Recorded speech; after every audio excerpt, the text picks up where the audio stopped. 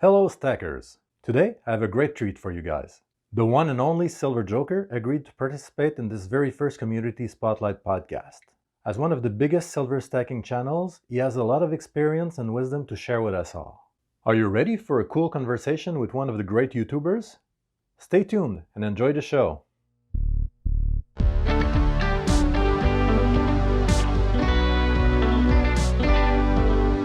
First, congratulations on your channel. You have over 12,000 subscribers right now, and you have over 160 videos for almost 1.4 million views. And that was in less than 4 years, so that's pretty impressive. Well, I like the way you said that. It sounds great. Yeah, I was looking at your stats, and knowing that the community for silver stacking is very small, that's actually unbelievable to see how much success you have had so far with YouTube. Well, thank you very much. So, can you tell me a little bit about your YouTube channel? Well, like you said, I started in 2016, and really the first videos that I made was just me following what I saw other YouTubers doing, just showing my stack and talking about the latest acquisition to my stack and that kind of stuff. And then, the motivation slowly changed to where I was getting comments and people were asking questions, well, how did you do this? Why do you buy that Right. particular, silver bullion, how much you paid? And I thought, those are the same questions I was asking when I even found YouTube, when I found the silver stacking community. So Yes. my motivation is now, I guess roughly a year ago, maybe a little more, is to just be informative. I want to entertain. Of course, I want to show silver because that's what this is. It's a silver stacking community. Yes. But I also want to impart something. I want people to leave when they watch my video. I want to have shown them something that maybe they haven't seen before, or impart something to them that maybe they hadn't considered. And that's really the motivation for me making my videos, and that's kind of the motivation of my channel, just to kind of you know share something with the people who take the time to look at my videos. And how much work are you putting into the videos? Is it really time consuming for you? Wow. Well, anybody that makes videos will tell you yes. Especially if you work a full-time job, you really have to find the time, to actually make the video, and then the biggest part is editing the video. Making it to where you can fit all of what you want to say into a pretty timely video. You can't have a video that's, 30 or 45 minutes long because people will not watch it. So it's Yes. really just getting the material together, editing the material, and then getting it in a timeline that's going to be interesting and keep people's attention. So there's a lot of work that goes into it. Normally a video for me, and this is just the way I do videos. I could probably make a video every day if I wanted to just show a piece of silver, and that's not to put anybody down, but for my channel, I want there to be some information there as well. So it takes me, once I make a video, it probably takes me about a 5 days to a week to make another video if I do it right away. But for the most part, my videos are pretty random, and it takes a while to make a video. A lot of work goes into it. Yeah, I noticed that there's a lot of your videos that you do on the road, and I was wondering, have you changed equipment over time as of the recording? Like, did you go from a cell phone to a specific camera, or how did you do it? Well, I did. At first, I was using my phone, just my regular smartphone, Android, and then I switched to a camera, a Nikon. I can't think of the name. It was a really elaborate, really nice camera that took stills and video, and for some reason that just didn't seem. The video was nice. The visuals was nice, but it just didn't allow me to do the things I wanted to do. I couldn't zoom Okay. the way I wanted to. I couldn't. Um, it just didn't have the same feel as the phone. So I switched back Right. to my Android, and I've been using Android. To me, is a lot better for me for what I do, because once I put my camera on something or put my phone on something, I focus in on it. I pretty much leave it there. There's not a lot of motion, not a lot of moving around, not a lot of visuals and that kind of thing. Um, and so a phone is perfect for me. Now, if I'm sure if people want to do a lot of special effects and that kind of thing, then of course, you need better equipment. But for what I do, my cell phone's perfect. Yeah, I've been doing a few videos with cell phone as well, and the quality is really great with the new phones. Like the quad Right, cameras are the only issue, I guess, is that with low light. But since we're not right. doing stuff with that, it doesn't really matter. Yeah, And that was the biggest thing for me was getting the lighting right when I showed specific pieces of silver because it's so reflective. yes. The light is just but I kind of cracked that code. It works. So when you go on the road and let's say you go to a local coin shop, is it difficult for you to have people agree to be on camera, or it's a struggle every time? Well, not so much. I mean, there are a few that don't want you to film inside their store. Okay, But for the most part, when I go, people are pretty receptive. There are basic rules that they establish once you go there, and this is pretty much the average rule is no faces. Don't right, show anybody's face. A lot of people that are there buying silver with all the little myths that go around with the government and all that kind of stuff. Nobody really wants. They don't want their face on camera buying silver. right. Okay, so I kind of respect that, but for the most part, people are okay with it. There was one place I went to. There was kind of a little bit of a controversy about that, so I'll keep the name out of it right now, but I have a video. If people want to see it, there's a video there. But I went into a coin show, and I was actually asked to leave. Yes, I watched that one about 2 days ago. It's Yeah, that's and it wasn't so much the coin show because for the most part, the people that I talked to were great. They were receptive. I told them there's going to be no faces, and everybody was okay with it. But apparently, there were a few people there that didn't appreciate me being there with my camera, so they asked the organizer to. Well, I think the organizer asked me to leave because he wanted to, just kind of let everybody see that you're safe. You can right. continue to come, and so the whole show of escorting me out was really just what it was, a show. And I don't hold that against him because I'm sure he wanted to kind of maintain the integrity of the show, so people would continue to come back and sell their silver there. Um, so it happens, but for the Yes, most part, people are okay with it. especially that you asked for permission, you got permission, and Right. it's you're actually doing free publicity for them. So Exactly. it's a bit weird that they wouldn't want that that to be exposed to the entire community Right. by you filming. But yeah, I mean you have to But I respect their wishes. Exactly, and I can completely understand. I mean, if there's one or two people there, I mean, it was a pretty big show, but if there's one or two people there are not comfortable with it, then of course, let's not do it. I mean, it's more important for me that they're okay with selling their silver than me actually having to film there. You know what I mean? Because there's going to be other shows. I don't have to Yes, film that show. The only issue I kind of had with it was the fact that I was asked to leave. And right. that's like I said, I don't hold it against that show. I've actually been back to that show since then, without my camera, of course, and it's been great. And well, talking about that aspect, have any of the coin shops where you made videos at told you like, oh, since you made the video, people came to me or anything like that? Did you have any feedback of that kind? All the time, You do? all the time. Just every coin store that I've gone to, I've gone back since after Yes, filming there and posting the video. They've told me that people have come in saying, "Yeah, look, I've seen your store on YouTube, and so I came down to check you out." And right. that's kind of gratifying to me, a little flattering, you know what I mean? And I've actually been inside the coin stores filming, and people have come in. Even actually before I even started filming, I've had customers come in and they recognize my voice, Yes. and then they point and say, "Look, yep, you're Silver Joker," and of course, that's flattering as well, and it's great. Yeah.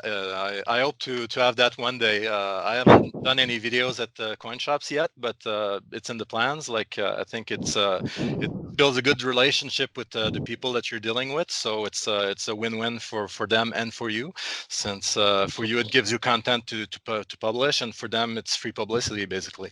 Exactly, and I just want to say this to anybody that um, is going to watch your video. I stress, please, and I encourage you, please go out to your local coin store with your camera. If you make YouTube videos, and even if you've been thinking about making a video, go to your local coins, because it just builds such a great relationship. It builds publicity for them and brings customers in. They buy silver, and it just keeps the whole thing moving, the whole silver Yes. economy.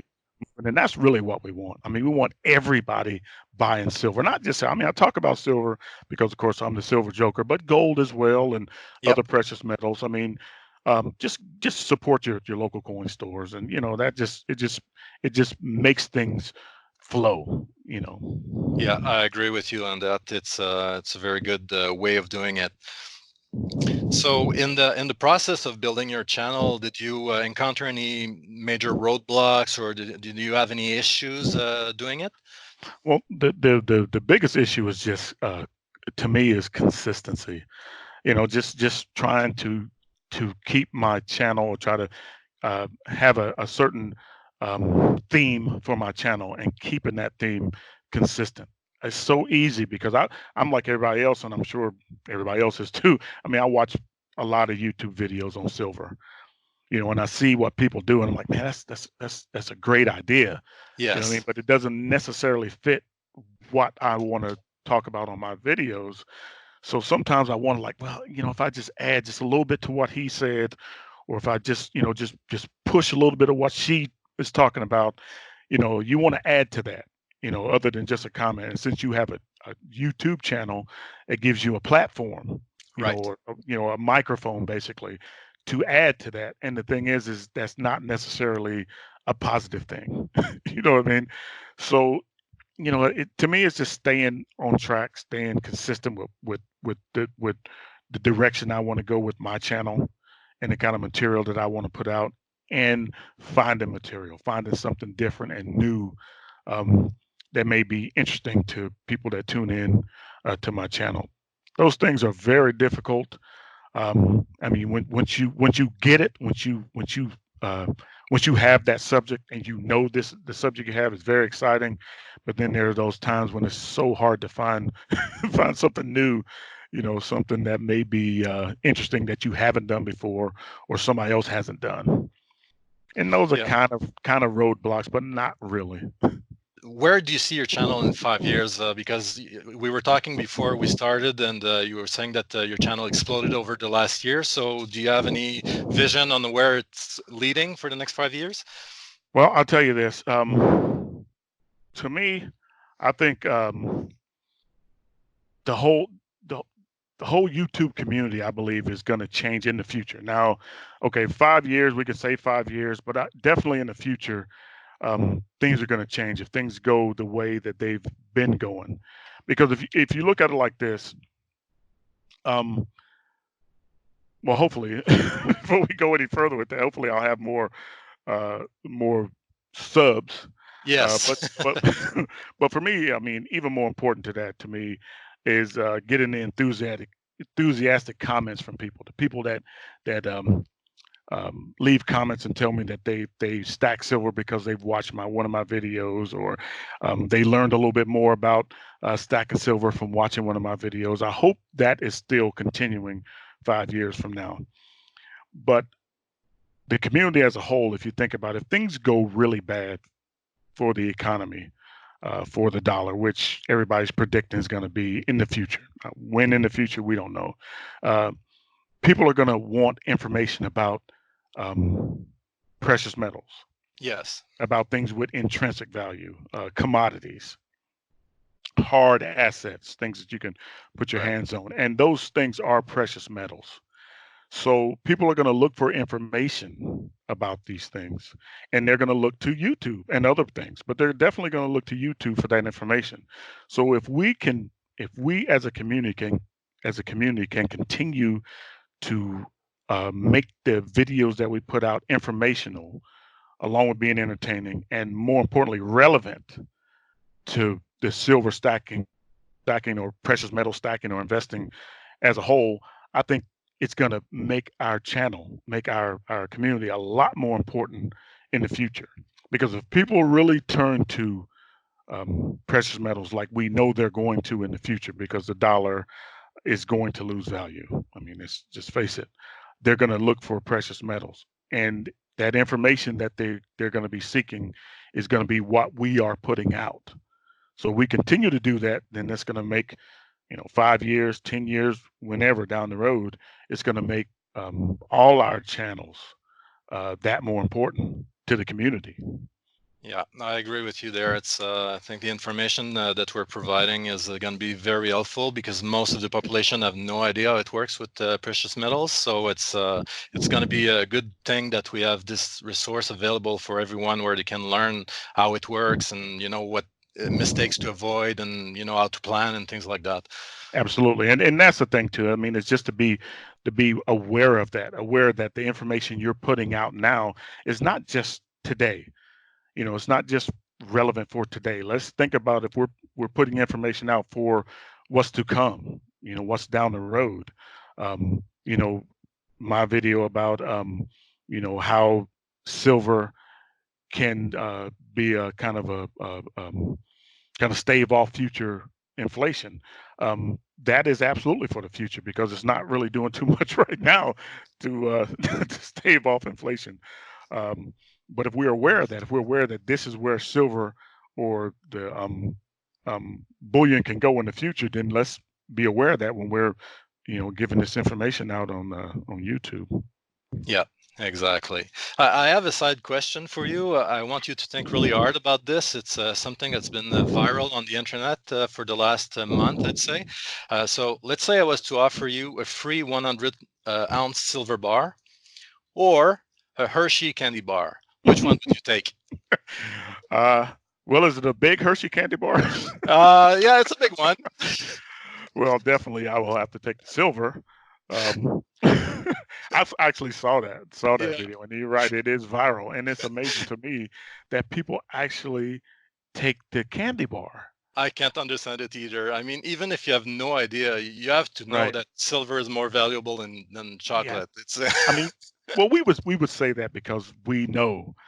So it's kind of hard to see it from a perspective of not knowing what the value of precious metals are. It's hard for us to see it from that perspective. yeah. So it seems silly to us, but man, I mean, we really it's just, man, and he even, if you watch some of the videos, he even had a 1 ounce gold coin Yes, I haven't that seen he it, was. but I saw the thumbnail as it was Oh my preparing. gosh! And people were actually taking the candy bar and not the gold coin. That's just. I mean, I wish somebody would walk up to me like that. Yes, exactly. Where does that guy live? I want to go Yeah, meet him. I'll just mill around on the street for a while until I see him. Hopefully, run into him. So, if we get back on subject, so how Sure. did you learn about silver and gold? What was your inspiration, or how did you come to the community, basically? Well, I tell you, it's I've always liked silver since when I was about 11 years old. My grandfather, my uncle, one of my elders gave me a silver dollar. And Yes. I'm used to getting the dimes and the quarters and nickels, and I'm in my 50s, so back then a dime was worth a lot of money. I mean, you could actually get a whole bag of candy for a dime. Right. So and a quarter was even that much greater. So when I was handed I think it was a peace dollar, silver dollar, Hmm. man, I mean, just the size of it, the color of it, the feel of it, the actual smell of it. I mean, I was hooked. I mean, I fell in love with silver, and that kind of love kind of stayed dormant for a while, but it was always there. I mean, everywhere I went, I'd see a silver coin or something like that, and it would catch my interest. But I never really thought about the value of it, other than the fact that it was silver. And I think I was reading something, and somebody was talking about a hedge against future inflation, silver being a hedge against future inflation. And we all invest in our future, what we should be. If nothing else, our 401ks or whatever. So whenever anybody mentions something about saving and staving off future inflation, of course, that's got my attention. Yes. And so I went to a few coin stores, to buy some silver, and I talked to them a little bit about it. And it was just, kind of that real basic thing. They were trying to sell me silver. So I went on YouTube to check on some silver bars because I want to start selling silver bars. Went to YouTube to see, uh, to look up somebody because there's always some information on YouTube about everything you can possibly imagine. So I went to YouTube, looked up silver bars, and the guy was talking about, I think it was Silver Slacker. He was talking about some of the bars he had just bought, and that led me to another silver stacking video, which led me to another one. And you know how YouTube works. And I found this community, and I was like, wow, you know what? I can stack silver too. Especially it's because one thing I learned that it's economical. You know what I mean? It's not gold, so it's not Yep. super expensive, Yep. and it's readily available, and it's an investment for the future. I mean, silver goes up and down in price, and it's just like stocks and anything else. I mean, you invest in it. Only difference is I have it. I hold it in my hand. I can put it in my safe, and that really appealed to me. And that love for silver, or um, really strong like for silver, just was reignited. And I just had to do it. I've been stacking ever since. This is maybe 8 years ago. And I started stacking really strongly just about 8 years ago. Didn't make any YouTube videos. I just was stacking maybe an ounce or two a week, or maybe 1 or 2 ounces a month. I mean, nothing really major, until I really started making YouTube videos, and then I really started stacking silver strong. But that's kind of how I got involved in it. Just looking for investments for the future, and it kind of reignited that spark I had for silver. Yeah, that's I didn't think about that, but that's true that if you're doing a YouTube channel, it kind of motivate you to purchase even more, and Right. put even more effort into your stacking. So it's actually a good advantage of taking the time to do the YouTube stuff as well, because it helps you with your stacking. Absolutely. Absolutely does. But the information out there, and I just want to say this just real quick, the information out there is a little, I mean, it's getting better. I mean, you watch YouTube videos now, you can see the information is getting better. People are starting to put a lot more information in their videos. Back when I first started watching the videos like 8 years ago or so, it was all about silver, how much silver I got, Yes. unboxings and that kind of stuff. But now I'm slowly starting to see it go into more informational. Now, those videos are great. Don't get me wrong. I don't want to put anybody down or make anybody think that I don't like those full stack videos and the unboxings. I love those. I mean, I watch them all the time.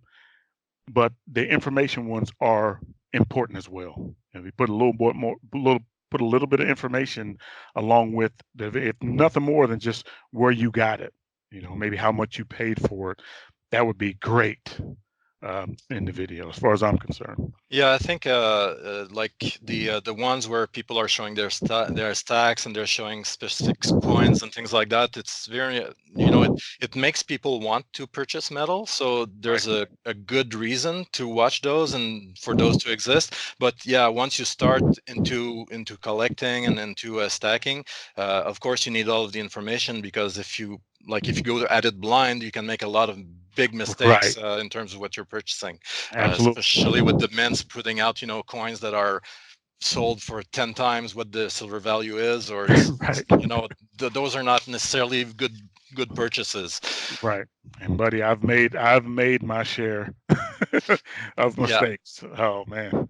Yeah, thankfully, that's a whole nother conversation. Yeah, thankfully for me, I was watching a ton of videos before I even made a single purchase. So I was aware of the fact that, not all products are created equal. So there are things that are more important to purchase than others. But exactly. That is the most important takeaway from that too. Just because it's in a shiny package and there's a huge premium does not mean that that's going to translate into when you go to sell it. It doesn't necessarily mean that premium is going to be there. So that's very important. So what would you say are the common myths about silver and gold? Just like the myths about silver bullets killing vampires and werewolves and all that. Besides just all those myths, I think like the more modern, or the more modern myth about that is that silver and gold is going to be worthless one day. And that myth's been around for a while, at least as long as I've been stacking and watching YouTube videos, and it never fails. I always get a comment in the videos, always. Every single one of my videos, I get the same comment from different people. Why are you stacking silver when silver is going to be worthless in the future? Stack bullets, stack guns, stack, Right, right. food, all that, because silver's going to be worthless.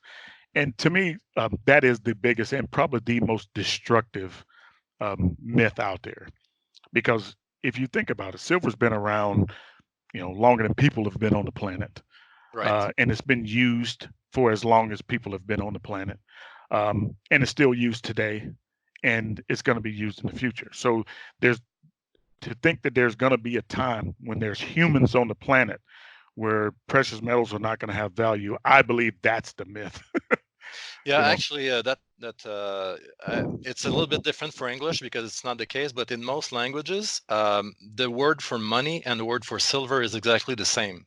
wow. So they were associated as the same exact thing, and it was like that for thousands of years. I mean, if you look back to Greece and to Rome, they were all using silver as a currency. Right. So it's not something new. It's actually new that we're not using it as a currency. It's just been a Right. few years.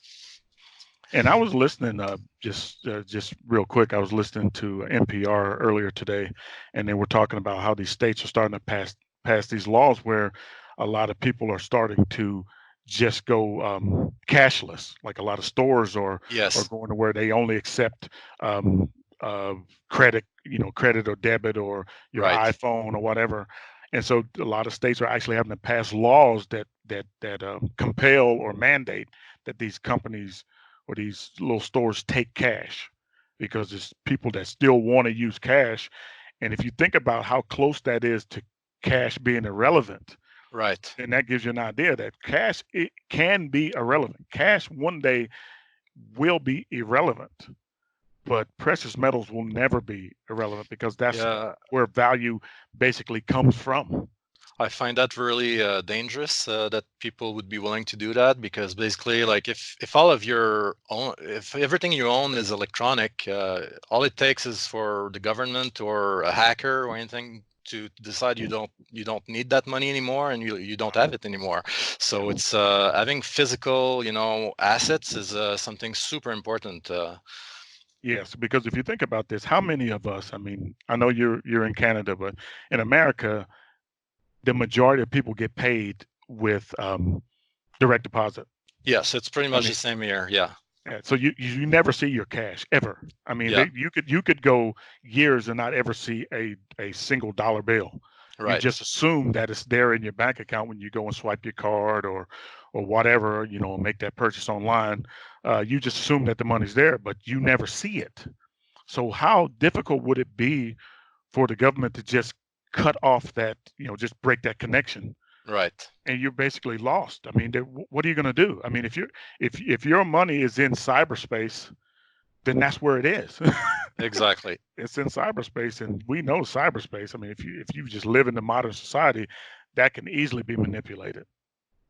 Yeah, and even if it's not the government, I mean, a Right. hacker could get into your bank account and just empty it. Absolutely. It's and even though security is improving every year, they Right. always find a way to break it. So, Right. if they can break into military facilities and things like that, they can break Right. into your bank for sure. Absolutely. And I don't So, want to scare people and think because the security is nice, but just consider a backup. yeah, Consider exactly. precious metals or something like that as a backup. I mean, always have something that you can put your hands on with value that you can use for the things that you need. Have you set specific goals? Do you have like specific goals in mind for your precious metal stack? Well, my basic goal has always been to just, to supplement my retirement. When I retire, I mean, because I'm going to have cash, of course, with my 401k and some of the other investments that I've made, there's going to be cash, but that the cash part of my retirement is going to go for mortgage, what I mean, the basic bills of life.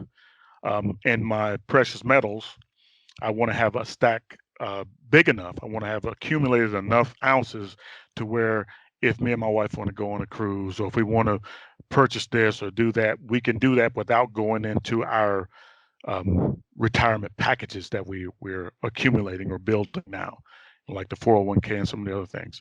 So my goal is just to supplement my retirement with my precious metals, and I want to have enough of those ounces put away to where it doesn't matter where spot price is, because I'll have so much silver that if I want to take 10 or 20 or 30 ounces out, that it's not going to matter where spot price is, Right. because I have enough to where, I can use it and not have to worry about, replacing it so much. So you have no goal on playing the market, and for example, if the price goes up, sell a part of it or anything like that. You just want to hold it. Well, I do have, and I never talk about this, but I do have some metals put aside to where if silver ever goes to 50, 60, $70 an ounce, of course I will sell that and then put that cash away for when silver goes back down, if it goes back down, to buy more. Yes. So I do have that. That is there, kind of one of those things. But I don't really. I mean, the way silver has been going since I've been stacking it, I don't really see that as uh, a realistic contingency. I mean, I don't see silver, at least in my lifetime, going to 100 or whatever dollars an ounce. I mean, if it does, great. But basically, my goal is just to have enough silver put aside, enough silver stacked up to where I can use it for the things I need when I am no longer earning an income through a job. Yeah. So you don't believe that, for example, there are lawsuits right now that are being settled where the price is manipulated by the market, and that the players are trying to keep the price as low as possible. You don't believe that will go away over time? Well, this to me, the issue is this. Realistically, it boils down to your personal outlook on your stack. You know, those things are going on, and I'm aware of them, and I kind of follow them, but I only follow them in to where maybe, if we think about it, what's relevant is what you have in your stack, Yes. what you paid for your silver, and what you realistically can expect to get for your silver if you had to sell it at any given time. Okay, so those other things that are going on with the market and all those, if those things work out in our favor, fantastic, then I'll take advantage of them. But I don't let that influence how I stack. You see what I mean? I mean, I don't let that. Yes. I don't let the possibility of these things being positive affect the way I buy silver. I buy silver based on what is going on currently today, right now, when I'm at the coin store buying bullion, or if I'm online buying bullion. So how do you decide what to purchase and the amount and everything? Do you have a specific plan that you follow, or do you go by what's available? What's your how do you do it? Well, to me, it's pretty. The way I stack is pretty simple. I made it complicated in the past, a little more complicated than it need to be, and over the years, I've just of learning and seeing how other things are done, I've boiled it down to a very simple formula. I put a certain percentage of my income, and whatever. If you do a budget, your savings should come on the front of your budget. Your Yes. savings should come from the first thing. That should be the first thing. And then you tailor bills and all of that after that. You can always adjust how much you save based on what your bills are going to be, but always put away what you're saving first. Yeah, it's not something that people do anymore, but we had a saying back in the days that you have to pay yourself first. Right. So you put your savings before you do the other expenses. I do is I put a certain percentage of those savings, because some of it's got to be cash, because some of it's got to go into, my 401k and some of the other things that I have. Some of the cash has got to go there. So I put a certain percentage of those savings into precious metals, and and simply I buy what is the most economical, what is the cheapest, I should say, and I don't like to Yes. use the word cheap for silver, but the most inexpensive silver Inexpensive, that I right? can buy. That's how I buy it, and it doesn't really matter what it is. It could be 90% silver, it could be 3 nines fine. I do. Let me clarify something. I do stack silver. I do buy eagles, but I don't necessarily share that part of my stack with my channel, with the Okay. viewers that come to my channel, because there's some things that I think should be, kept separate. And I do Right. I do stack a lot more silver than what people see on my channel. So You yeah, know, a I lot. was wondering. I saw through your videos that you're really into junk silver. Yeah. Have you tried like to purchase rolls of coins and just try to find silver into it, or it's not something you've done so far? I did that one time. I Okay. watched a video. This was a couple Yes. years ago. I watched a video, got motivated to do that. So I went down to the bank. I think I bought $200 in Right. 50-cent coin rolls, the 50-cent rolls, $200 in that, brought it home, didn't find a thing. Oh, Nothing. okay. And the video, the guy in the video said, well, and it's very easy. You just take the coins back to the bank and Yeah. whatever. So it was good that I took it back. I got it from my bank, the bank that I do business at, the one that I have an account at. And I Right. took it back because the lady told me that she wouldn't take the coins back and give me cash for it, that she could only take them back and deposit it in my account. Okay. Okay. And I understand how that is because they don't want to get $100 in 50-cent pieces and the rest washers or or something. They're not going to count it right there in front of you. So it to me, and I'm not sure if this is the way it is for everybody, but for me, it just was a little bit too much trouble for whatever you would get. So even if I had got maybe one or two um, actual silver, Right. 90% silver, it just wasn't worth the effort and the expense, really. Yeah, because So it's very time consuming, so very you time would have to consuming, and find quite a lot for it to be worth it. exactly. Now, if you do it on a regular basis, I know some people coin roll hunt, and that's what they do. So they do it like on a regular basis. So I mean, Right. they if they find 5 or 6 ounces, I mean 5 or 6 90% silver dollars in a week, then that's great for them.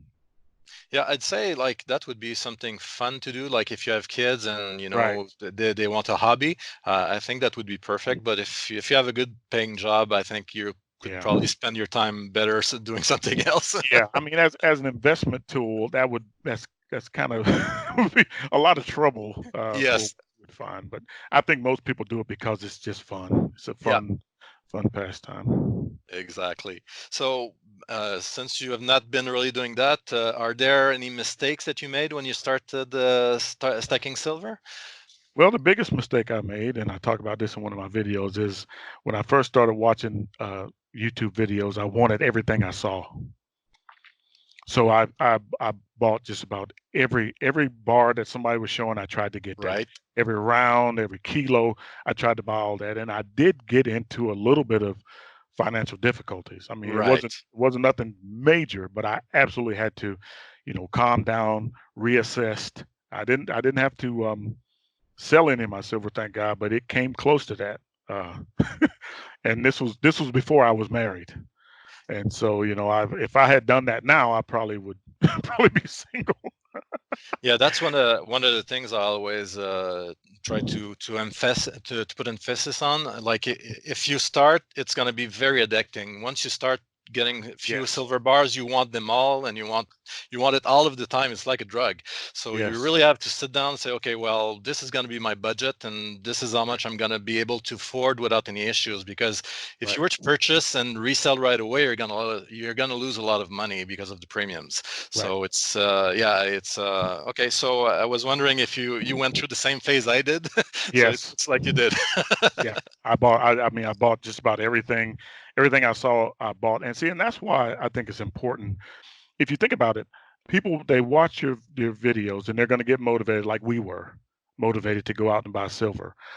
So it's always good to throw that caveat in there. Like, yes, I bought this, but this took me I did it this way. I didn't just Yes, go out and buy. I wasn't just able to buy these 50 ounces that you see me that I bought today. I wasn't able to just do that when I first started. I couldn't. You have to build towards that, or at yes, least give them your story. Now, everybody's different. Some guys got a lot more money than other people do, but if you're like me, if you have to buy silver on a budget because you have a job, um, then this is how I done it. And if you follow these, then you could probably do it too. If just put it out there, this is how I done it, and it worked for me, so maybe it'll work for you, kind of thing. excellent, excellent. What are your views on the future for the silver market? What do you think it's gonna happen within the next 5 years? Do you see any big changes? Well, I'll tell you, nobody. I mean, a lot. There's a lot of that, a lot of questions like that out there. I mean, you watch videos long enough, everybody wants to know where the silver market's going in the future and all this kind of stuff. But to me, I see silver as being always something that's going to be needed. I mean, because we know that silver is used in industry. Yes. And the fact that it's used in industry is going to mean that there's always going to be some aspect of investment. People are going to invest in it. And I don't see that falling off anytime soon because you got silver is used a lot in solar panels. We see those are taking off around the world. And in medicine now, silver is being used in a lot of the imaging systems and that kind of stuff. Right. So I just see silver as always being a a um, a commodity, always being a Right. hard asset. And I think, and this is just my own personal opinion, that the investment point or the entryway into investing in silver is going to be through coins, silver coins, and bars as well. But silver like that, silver bullion coins Mhm. and bars. So I think there's always going to be a market for that. People are always going to want to invest in those because they're always going to have value. Now, I think gold is a little bit different, but I see gold following the same trend. I mean, there's always going to be some investment, some interest in putting gold and silver in your investment portfolio. I mean, that's from a layman's point of view.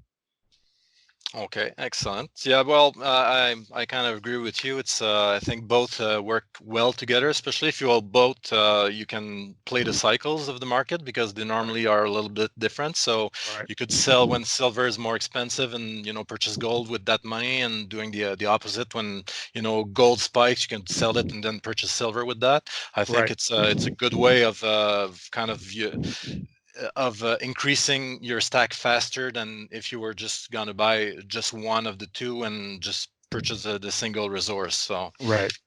I agree completely. what are your thoughts on the silver community? It's great. I mean, I don't think there's a better community on YouTube. I mean, there's just so much.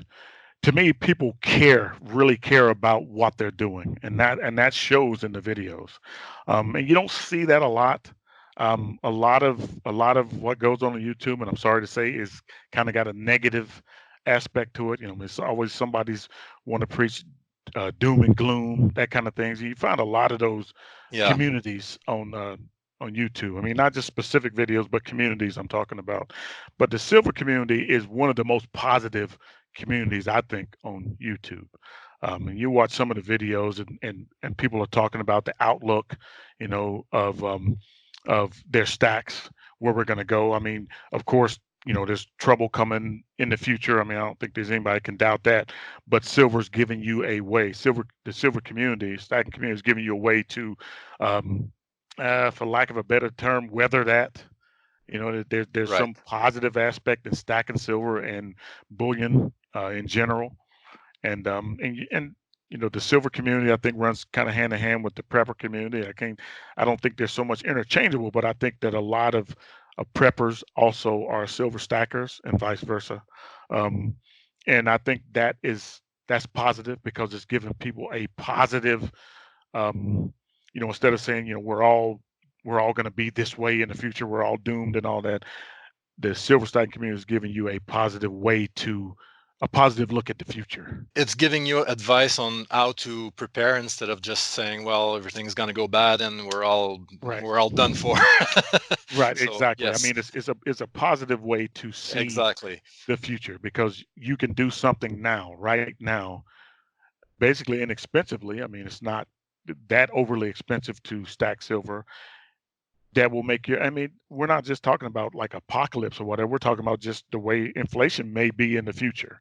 Yep. Silver will give you kind of a silver lining, if you excuse the pun, uh, on that dark cloud, maybe that may be inflation or superinflation or Yes. hyperinflation in the future.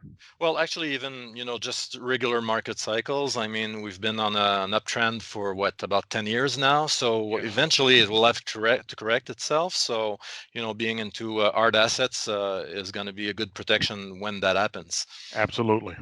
Absolutely, and that's really the point of my channel and a lot of other channels out there. Is just, you know, this is going to happen. These are hard assets, and this is going to happen because it's a trend. And unless something catastrophic happens, it's going to continue to go this way. And so this is your way to cope with, or kind of, kind of give yourself a even playing field in the future. Just as a follow-up to the questions I asked you earlier, are there any specific YouTubers that you normally follow religiously? Okay, to answer your question, I would say I'd have to start out with I Killed Net One. He talks about his stacking strategies with very clear and understandable language.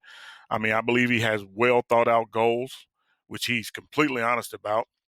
And this channel has inspired me on several occasions, which doesn't happen very often, to kind of rethink the direction of my stack. So really, I would recommend his channel to anybody. And then there's Silver for Life 1230. He has one of the most diverse stacks I've seen. I mean, his silver and gold stacks is amazing. I like his channel because it's very down to earth. It has that very down to earth feel. There's no fancy editing or soundtrack, just raw silver stacking, silver and gold stacking. He says exactly how much he's paid for his silver and his gold. He critiques his own purchases, whether good or bad, and he just keeps attention throughout the whole video. I mean, I watch it from the beginning to the end. And then, Silver Hustling 13. I mean, the theme of my channel is keeping it real, but nobody keeps it real like Silver Hustling 13. It's just raw, in your face, unvarnished truth about everything, about stacking, and about everyone that stacks. I mean, if our community has a voice of conscience, his channel would be it. I mean, there's hands down, no question about it. Silver 13 keeps it all the way real. But really, I got to tell you, there's so many channels that I would recommend. So many channels that I watch and am subscribed to. I mean, like Lady Liberty Stacker, Silverback Stacker, Silver Slayer, Shadow Stack, British Stacker, um, Silver Bean Counter, another overtaxed taxpayer. I mean, all these channels are just fantastic. But so many channels that you can't miss stacking silver. I mean, there's so many channels out there, so many very well thought out, informative, entertaining silver channels on YouTube. I mean, you just can't go wrong. I mean, we have a community that's so diverse in so many ways. For silver stackers, if you're just interested in silver stacking, or if you're a veteran silver stacker or somebody that's trying to get into silver stacking, I mean, you really just can't go wrong with the silver stacking community and silver stacking videos on YouTube. Well, I've had the same experience with your channel, because when I started watching YouTube channels for silver, yours was coming up like every day. So I watched a ton of your videos, and I felt the same way about you. Like I was watching you, and I was thought, well, maybe I should be doing this. You know, it looks really fun. Oh, well, I appreciate you saying that. That's fantastic. I mean, that really is so motivating, and I love comments like that. When I get them. I wanted to ask you a personal question. Sure. So, on a scale of 1 to 10, how weird would you say you are? uh, yeah. Well, well, if you ask Mrs. Silver Joker, she would probably tell you I'm a 10 as far as weird goes. It took me a long time to convince her that what I was doing was not completely crazy, stacking silver. But weird. Yeah, I don't know. I mean, what is weird? I mean, I would say maybe I don't know, a 5. I mean, I am the Silver Joker. Yeah. That's pretty weird. Have Well, I done anything weird on my channel? A lot of that's edited out. Maybe I should leave some of that in there. Because the videos I make at the local coin stores don't always go as well as they appear in my videos. right. So you have to do a lot of cutting. Oh man, sometimes it's like, yeah. So maybe I'll leave some of that in. You know You what know, you should go. do is do a blooper. You could do a blooper video. That would be funny. I'm pretty sure. That's a fantastic idea. I might consider that. Yep. I Because think I can have a blooper reel. There's a lot of that kind of stuff happens. because I'm like you. I mean, I cut everything that I don't think is perfect. So you know, there's probably a lot of stuff that I cut that would be really funny as well. So Yeah. I'd like to see that. so I'm gonna keep that in mind and put it as a video idea for the next ones. Yeah. So So yeah. so also I wanted to ask you if you could tell me something that's true that nobody agrees with you about. That's actually a good question. I think um, the biggest thing is that your silver, no matter what it is worth spot price. Now, I have so many comments about that. So many people disagree so much with that. But if you just stop and think about it for just a second, I'm not saying that your silver is only gonna get you spot price when you go to sell it, but the market sets spot price. Now we can talk about numismatic coins, and we can talk about these things with um, a lot of popularity, like the Queen's Beast Yes. coins and that kind of stuff. We can talk about those, but all of that, all of that, no matter what it is, no matter how much people are asking for it, it's worth spot price. Now you're going to get more than that. Of course you are if it's got numismatic value. If there's a lot of demand for it, of course it's going to be more than that. But when you're going to evaluate your basic stack. I'm not talking about numismatic coins. I'm not talking about some of the other things with a lot of demand, a lot of appeal. I'm talking about just your regular silver. It's worth spot price, and that's it. That's the only thing you can count on is it being worth spot price. Now, sometimes you won't even get spot price for some of the silver. I know that's a tough pill to swallow, but a silver bullion dealer, a lot of times you got to keep in mind he's got to make money as well. Yes. So if you're paying something that's worth spot price, in other words, you paid spot price for it, you're probably not going to get spot price for it if you turn around and sell it. Probably going to get under spot price. Now there are certain things that are kind of guaranteed to get you spot price, and that's your Eagles and stuff like that. They're guaranteed to get you at least spot price. Now sometimes you get more than that, but that's what it's worth. And the only reason I say that, let me put this in context, is whenever you do the silver to gold ratio, I got a lot of flack for this. Hmm. The silver to gold ratio works this way. Your certain amount of silver, ounces of silver, will equal 1 ounce of gold. Yes. So if it's 80 ounces of silver to 1 ounce of gold, it's going to cost you 80 ounces of silver to get that 1 ounce of gold. If you exchange it that way. All right. Now, whenever you do that, you can't count that silver that you're trading, no matter what it is. Right. You can't count that silver based on the premium you paid for it. It just doesn't work that way. Right. But people want to believe that. But um, the ratio, the silver to gold ratio in my stack, like if I go down tomorrow and trade, whatever, I don't even know what the ratio is right now. Let's just say it's 80-1. If I go down there tomorrow and trade 80 ounces of silver for 1 ounce of gold, that's the exact same ratio that it would be in your stack. Your stack is not worth any more than what my stack's worth. So, nobody's going to agree with that because it's difficult to break that down because people want to believe that their silver is worth what they paid for it or more.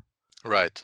But that's why they have a spot price. That's why they create a spot price. That's why the market uses a spot price because that's where your silver value is in spot price.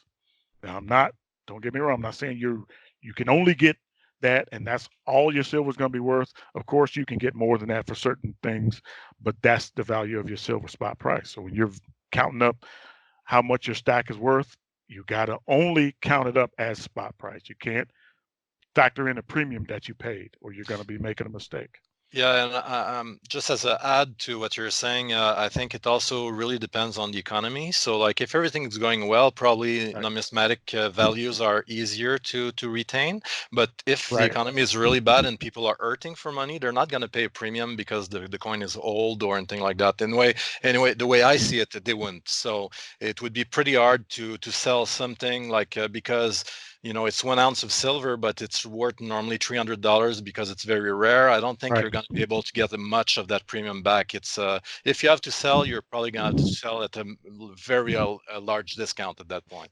Right, and that's important. I would just want to say this: if you really want to kind of make things a little more um, chartable, something that you can actually chart, something you can follow, I would say that your slabbed coins, which I'm really not a big fan of, but I would say those will probably be the ones that you can probably kind of guess what the price is going to be, or kind of be more accurate with the price, because Hmm. the grade sets the price. Like there's a Yes. book that has the grades of it. Like if you got a 1961 um, I don't know, Franklin half that's graded MS 69 or whatever. You look in the book, that MS 69 Franklin is going to be worth this amount. For this grade, it's going to be worth this amount. So that's pretty much where it is. You still have to go to a buyer and convince them to buy it for that, but Yes. that is the price that the book says your coin is worth. Now, not all coins are that way, so it has to start at spot price. So you and the buyer has to start at spot price and then go from there. Well, I think that's very good advice. Thank you for that. And as a last question that I have for you is, do you have any advice for new stackers? Well, the biggest advice, the main thing I would say to you is make a budget. Absolutely make a budget. Don't try to stack silver without a budget. Now, if you're going to stack, an ounce or two here or there, then of course, just stack away. But if you're going to stack it on a consistent basis, I would say make a budget and make the silver that you purchase or invest in part of the savings. Your whatever saving strategy that you have. If you're going to start stacking silver, incorporate the silver that you're going to buy into that saving strategy. Don't make it like a extra thing that you buy. Don't make it like, whatever you have left over, you're gonna buy silver. Because what'll happen is you'll have a need for that cash that you just spent on that silver, and then you're gonna have to go down to wherever you bought your silver at and sell it. And most of the time that's gonna be for a loss. So you have to stack silver. You have to make a budget to where you can buy that silver, purchase that silver, and forget about it. Not worry about it anymore. If you can't buy that silver and retain it, then you're really just you're going in the wrong direction, because you don't want to buy your silver today, and then a week later have to sell it because you're not going to get what you paid for it. 99% of the time, you're not going to get what you paid for it a week after you buy it. So you have to buy it and be able to sit on it for the long run. So absolutely budget, but be gut level honest about what you can afford, and then make it part of the beginning of your budget. Make it part of the savings part of your budget. And then just have fun with it. Make it something that's not work. Make silver fun. Buy the coins that you like. Buy the coins that you want to see in your stack, and budget for that. I mean, that would be my advice. I mean, I made a video about that. Things to avoid as a new stacker. So Yes. if your viewers want to go see that, I talk a little bit about that. But I would say the most important part is being able to buy silver and hold it, and not have to sell it like soon as you buy it. Well, you do have a ton of great videos on your channel, actually, guys. Well, thank you for that. the link for Silver Joker's channel is in the description. So if you want to have a look, just open the description box below, click on the link, and it's gonna bring you directly to his channel. As I said earlier, at the moment that we're filming this, he has over 160 videos, so there's plenty of stuff for you to watch. Well, there's going to be more. So I really want to thank you for joining me today. It's been great talking to you. I had a lot of fun. This was fantastic. So hopefully we'll do other videos together in the future, and I'm gonna keep watching your channel. Yeah, well, I'll tell you, I really like the video you did with Kirosaki. I think I can never pronounce his last Yeah, name Robert correctly. Kiyosaki. Yeah. Yeah, Kirosaki. Yeah, that's great. I mean, if listeners and viewers to this conversation we just had, if you haven't seen that, go see those two videos. He's got part 1 and part 2. Watch them both. A lot of really good information in there. I learned some things watching that, and I've been stacking for a little while. So I would definitely recommend you see those 2 videos. Well, thank you very much. I hope you guys enjoyed the show. Let me know what you think in the comments below. You can also use the like and dislike buttons to let me know what you think.